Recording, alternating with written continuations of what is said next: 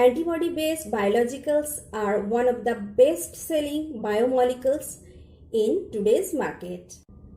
Hi, this is Dr. Tapati Bhanjade. Welcome to my channel.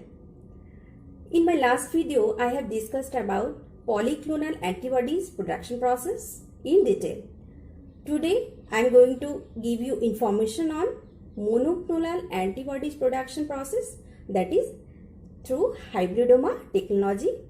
Hybridoma technology is the primitive, most fundamental and most successful technology in the field of monoclonal antibody isolation. Let's take a look on highlights of this presentation.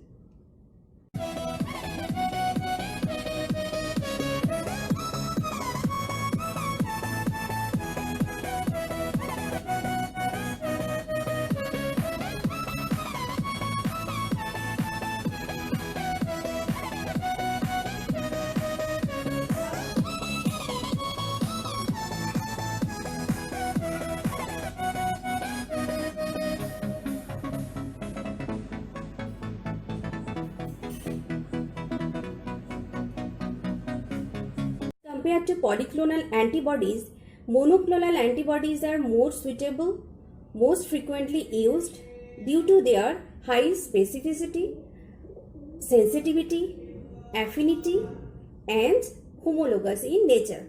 These characteristics of monoclonal antibodies made them most powerful tool in the field of biochemistry, molecular biology, and medicine. Watch full video for complete understanding of this topic on monoclonal antibodies production process by hybridoma technology. I hope you will find the difference between other YouTube videos. Keep watching. I will be back after this presentation. Already I discussed in my previous videos that when antigenic determinants or epitopes are bound with B cell receptors, B cells are divided into memory B cell and plasma B cell. Antibodies are produced from plasma B cell, and monoclonal antibodies are produced by single B cell clones. They bind with single epitope. All antibodies have same antibody binding site. Let's discuss about the main topic, production of monoclonal antibodies. One can produce monoclonal antibodies by following these steps.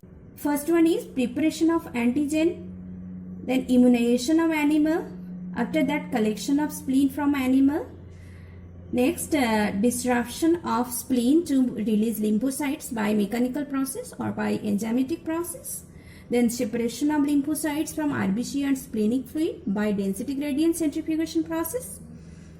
Next is culturing of lymphocytes, then clone out of the ones which produce antibody of interest. However, there are two problems associated with this approach. First problem associated with this approach is success rate of culturing normal B lymphocytes is very less, and second problem is unlimited supply of antibody is not possible because B cells are short-lived or they are not immortal.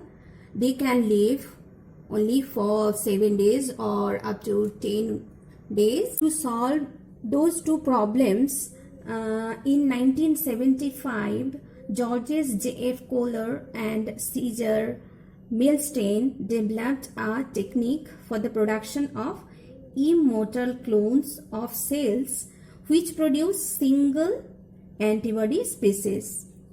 Due to this technological breakthrough, they were awarded the Nobel Prize for Medicine in 1984.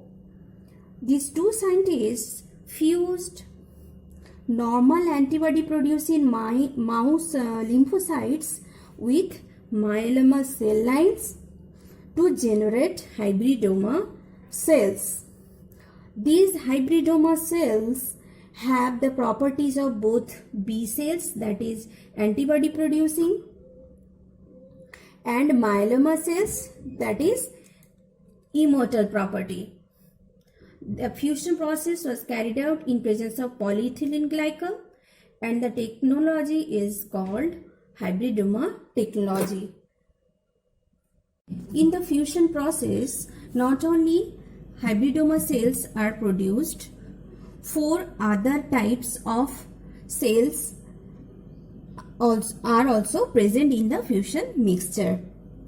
So total 5 types of cells are produced, among them 3 fused, namely fused B cell, fused M cell and hybridoma cell, and 2 unfused cells, namely unfused B cell and unfused M cells. We need only hybridoma cells. So there should be such a process condition which must selectively allow the survival and growth of only hybridoma cells. For that purpose, 2 important things are taken care of. First important thing or first parameter which is taken care of in this process is selection of mutant myeloma cells, that is HGPRT negative and immunoglobulin negative. Not all myeloma cells can be used in this process. They should have following 2 properties. They must not itself be capable of secreting antibody, so that we can get only purely specific antibody of B cell. They should incapable of synthesizing the enzyme HGPRT, that means hypoxanthine guanine phosphoribosyl transferase. And second parameter which is taken care of in this process is Hatch selection medium.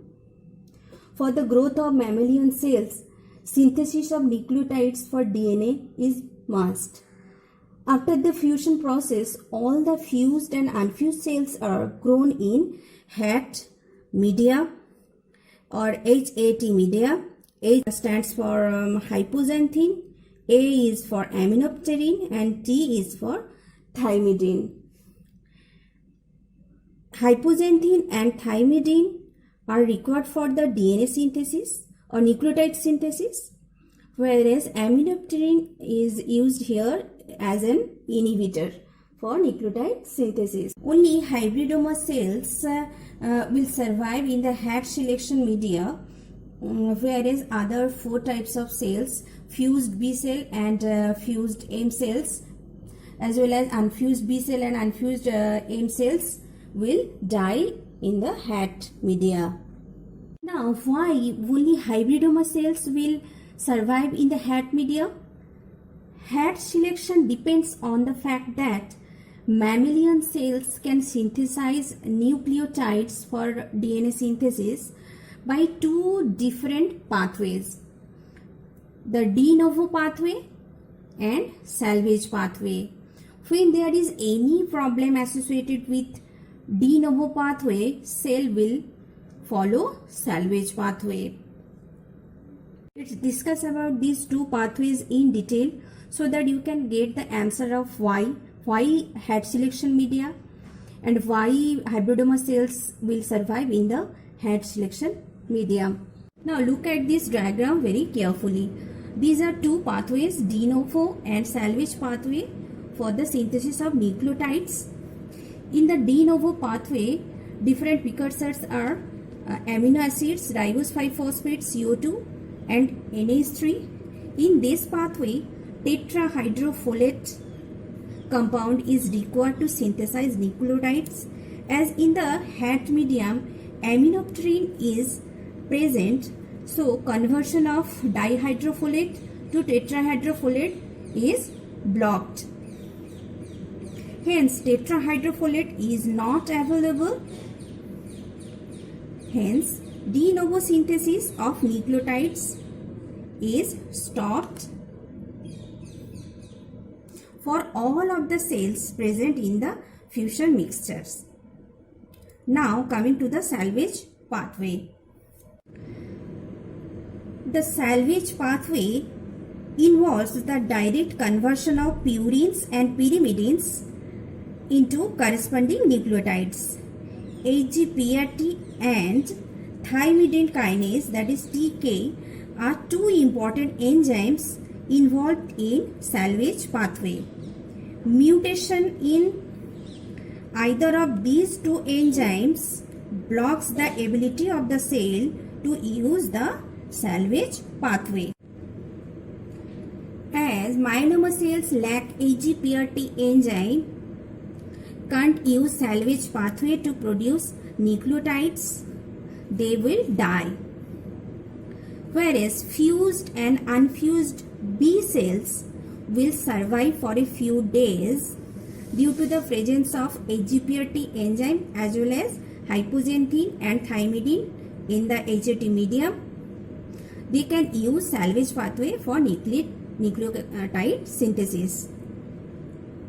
However, they can't be grown in vitro for a long time. Hybridoma cells possess the ability of myeloma cells to grow in vitro for a long time, that is immortal in nature, and the normal AGPRT gene from B lymphocytes will grow successfully in the HAT selection medium. So we can represent the HAT selection process or hybridoma or hybridization process in this way. B cell is AGPRT plus, immunoglobulin plus, but mortal in nature, whereas M cell or myeloma cells are AGPRT negative, immunoglobulin negative, but immortal in nature. Whereas hybridoma cells are AGPRT plus, immunoglobulin plus, and immortal in nature. Let's see the overall steps involved in the production of monoclonal antibody. First step is animal immunization. Antigen is prepared with adjuvant to stimulate the immune system. Normally, antigen is injected subcutaneously or into peritoneal cavity. Several doses may be required.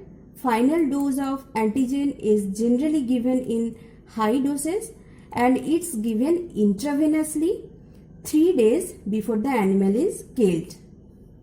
Although various animals can be used, typically a mouse is preferred. The choice of animal species, especially for monoclonal antibody isolation, depends on several factors like the presence of homologous protein in the immunized species, availability of suitable fusion partner, the amount of protein or antigen available for immunization, time required to obtain an antibody response, and purpose for which monoclonal antibodies are needed. After killing the animal, spleen is removed aseptically. Spleen is a secondary lymphoid organ. We can collect lymphocytes very easily from spleen. Next step is destruction of spleen to release lymphocytes by mechanical process or by enzymatic process. After that, separation of lymphocytes from red blood cell and splenic fluid by density gradient centrifugation process. Separated lymphocytes are thoroughly washed and fused with AGPRT negative myeloma cell lines in presence of polyethylene glycol. The cells are washed to remove PEG as it is cytotoxic in nature. The washed cells are mixture of 4 types of fused and unfused cells as well as hybridoma cells. Already I have discussed about it in detail. So next step is selection of hybridoma cell lines in HAT selection medium. If you grow all these hybridoma cells together, then a polyclonal antibodies mixture would be obtained, because a single antigen may have multiple epitopes. As we need single antibody producing hybridoma cells for monoclonal antibody, we have to grow them individually. In this figure, I have shown only one type of hybridoma cell but in the mixture of hatch selection media, there will be several types of hybridoma cells. So the next step is isolation of hybridomas of single specificity by diluting the suspension of hybridoma cells to such an extent that individual aliquots contain only one cell per well. If you imagine there are 3 epitopes of antigen, then there will be minimum 3 types of hybridoma cells.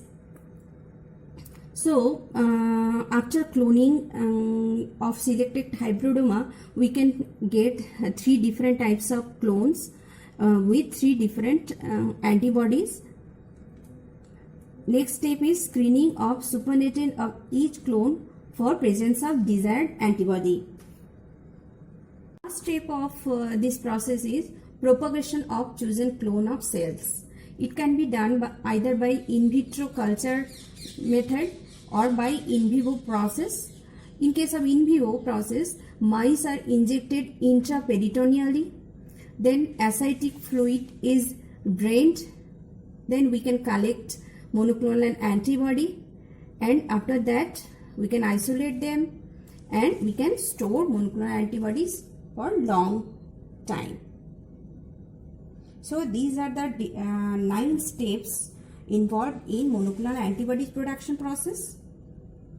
Hybridoma technology is the best technology for discovery of monoclonal antibodies for in vivo applications. Presently, there are more than 90% of antibodies approved by US FDA are generated by traditional hybridoma technology.